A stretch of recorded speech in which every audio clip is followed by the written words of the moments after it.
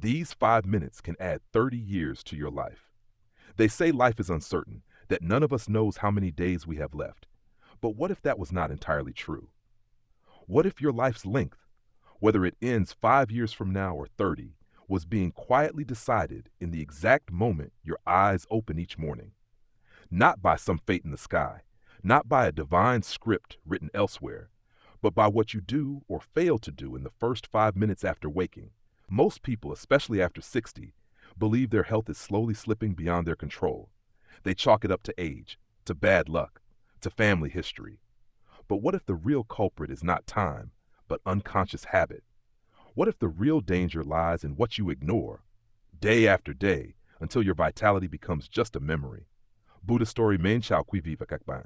Today we invite you into a conversation that may challenge everything you assume about aging, health, and how life quietly whispers opportunities for healing every single dawn.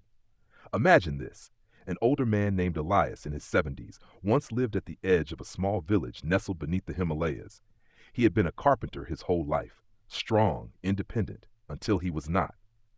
He began waking with stiffness in his hands, losing balance and forgetting names. Doctors told him it was normal. Age, after all, is a thief, they said. But Elias was no ordinary man. He had once trained in his youth for a short time at a Buddhist monastery. He remembered a saying from his teacher, Master Kaito, "If you lose the morning, you lose the day. If you lose enough mornings, you lose your life." So Elias began experimenting. He changed the first 5 minutes of his day. No phone, no caffeine, no noise. Just 5 sacred minutes to greet the dawn, like an offering. Within weeks, his hands ached less. His thoughts cleared. Within months, he was walking without a cane. His neighbors thought it was a miracle. But Elias knew it was simply remembering what had always been true. How you begin is how you become. Modern medicine has only recently started to confirm what ancient wisdom has long whispered, that the body, especially an aging one, is most fragile and most responsive in the first few minutes of wakefulness. Blood pressure spikes. Muscles remain in a catabolic state. The brain is highly plastic, like wet clay, easily shaped, for better or worse. And yet what do most people do? They reach for a phone. They jolt the system with caffeine. They rush. They skip food. They ignore the body's cries for hydration, movement, clarity. This is not just careless. It is dangerous. But it is also reversible. You see, the beauty of the Buddhist path is not in denying suffering. It is in showing a way through it. And that way always begins with awareness. In ancient teachings, there is a tale about a young man named Ramu who sought the wisdom of a great master after the death of his father. Grief had shattered his body and mind. He had aged visibly in a matter of months.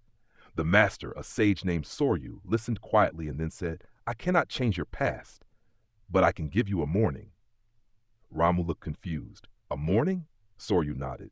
"Yes, you have lost your father, but if you lose yourself each morning to darkness, you will lose everything else too. So each day, when the light touches your face, breathe, move, drink, and remember. That is where you begin to live again." Ramu followed the guidance. Slowly he returned, not just to health, but to joy. He eventually became a teacher himself, reminding his students that the first act of healing is not medicine, it is attention. We are not here to offer you tricks or hacks. This is not about longevity pills or anti-aging serums. This is about presence, reverence, the decision to meet life, not just survive it. And if you are over 60, you know already how much is at stake. You have felt the slow erosion of strength, the subtle dimming of memory. But what you may not yet know is that these declines are not irreversible. Not entirely. You still have agency, and it begins at dawn. So before we dive into the 5 morning rituals that can change everything, I ask you to pause and do one more thing. If what we are sharing speaks to you, if it stirs something ancient or urgent within you, please subscribe to Buddha Story. Your support helps us bring more wisdom from the path into this chaotic world. It is our way of lighting small lamps in the dark. Now I want to leave you with a question, a small reflection, but one that reveals much. Here it is. When you open your eyes in the morning, what is the first thing you give your energy to? A, your own breath, body, and awareness. B, your phone, news, and to-do list. Comment below with A or B. Be honest. There is no judgment, only inquiry. because that answer may quietly predict the story your body is writing for the next 10 years. 5 sacred morning habits that reverse aging after 65. In the quiet breath before the world wakes, there is a moment where time softens, where the body waits for your command, and where the mind can either slip into chaos or step into clarity. This is the space the ancients knew well, a space sacred, often overlooked, but always available. It is in this moment, just minutes after waking, that our future is shaped. And for those over 65, it is a daily opportunity to step out of decay and into a rhythm of healing. The wisdom of the Shaolin tradition, blended with the clarity of modern science, reveals 5 rituals that do not just enhance longevity, they awaken vitality, presence, and spiritual depth. These 5 are not dramatic. They are simple, precise, and meant to be lived, not performed. There was once an elderly teacher in northern Korea, Master Song, who had trained in silence for decades. His mornings were not filled with grand gestures. He did not chant loudly or perform complex poses. He began each day with 5 quiet acts, done with total awareness. When asked why he kept to this structure so diligently, he replied, "The body forgets itself during the night. The spirit leaves for a while. When it returns, you must welcome it gently, or it will not stay." This is what the first morning ritual is about. Hydration, not just as physical necessity, but as a ritual of re-entry. A full glass of warm water with lemon, given not to quench thirst, but to signal return. After hours of sleep, your blood is thicker, your heart works harder, and your digestive fire is dormant. Warm water reactivates circulation. Lemon provides electrolytes, wakes the liver, and purifies the internal field. You are not just drinking, you are telling your cells, we are beginning again. But water alone is not enough. Movement must follow. Not exercise, not cardio. Movement as awakening.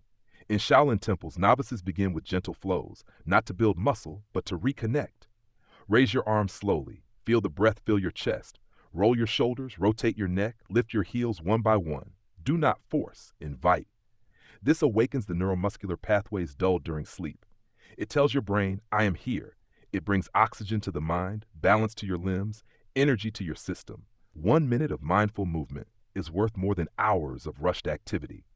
The body listens not to intensity, but to intention. For many elders, weakness is not a sudden event. It is an invisible erosion, and it begins with catabolism. In the first hour of waking, if the body is not fed, it begins to consume itself. Muscle breaks down to fuel basic energy. This is slow suicide by starvation. The remedy is simple, a small act of nourishment. Within 30 minutes, consume protein, just enough to tell your body you are safe. A spoon of Greek yogurt, a hard-boiled egg, a scoop of protein in almond milk. It is not a meal. It is a message. Strength is preserved not through size, but through consistency. Mobility is the next frontier. Joints are not machines. They are gateways. Overnight, synovial fluid thickens, and the joints dry. First steps feel uncertain, and pain becomes the first sensation of the day. But this too is not permanent. It is the body's call for attention. Sit at the edge of your bed. Rotate your ankles. Gently move your knees. Hold a chair and twist left, then right. Lean side to side. These movements are not gymnastics. They are affirmations. I still choose to move. And where there is movement, there is life. In a monastery in southern India, a lay practitioner named Rohan once asked his teacher why monks seemed to move so effortlessly, even into their 80s. The teacher, Master Jinta, replied, because we never stopped honoring movement, and movement never stopped honoring us. This is the truth most forget. Aging is not loss. It is invitation, an invitation to move differently, more gently, but still fully. And then there is the final act, perhaps the most profound. Before the world invades your senses, take 1 sacred minute. Sit. Close your eyes. Remember the previous day in reverse. Who did you meet? What did you feel? What color was the sky? What did you eat for lunch? This is not a memory test. It is a cognitive prayer. Neuroscience calls it cognitive reserve, the brain's hidden savings account. Each morning of reflection builds capacity. Each pause strengthens the neural web. But in Buddhist tradition, this is more than mental. It is moral. To reflect is to respect. To remember is to live with eyes open. There was once an old monk named Ajahn Pira, who even after he lost much of his vision, would sit every morning and whisper to himself the details of yesterday. His students once asked, Why do you recall these things so quietly? He said, because I do not want to miss my life twice, once when I lived it unconsciously, and once when I failed to remember it. These 5 rituals, hydration, movement, nourishment, mobility, and clarity, may appear small, but they are the pillars of conscious aging. They are the tools to resist the lie that aging is decline. They are proof that grace, not frailty, belongs to those who live awake. You do not need to perform them perfectly. You do not need to be strong, flexible, or disciplined. You only need to begin, to claim 5 minutes of your morning, not for productivity, but for your own sacred return. Because the body, like the spirit, does not ask for perfection. It asks only to be met with care. So meet yourself tomorrow morning, not as a task, but as a ritual. Let your day begin not with noise, but with reverence. You are not merely aging, you are still arriving. Let that arrival be worthy. Let it be slow. Let it be full. Let it be yours.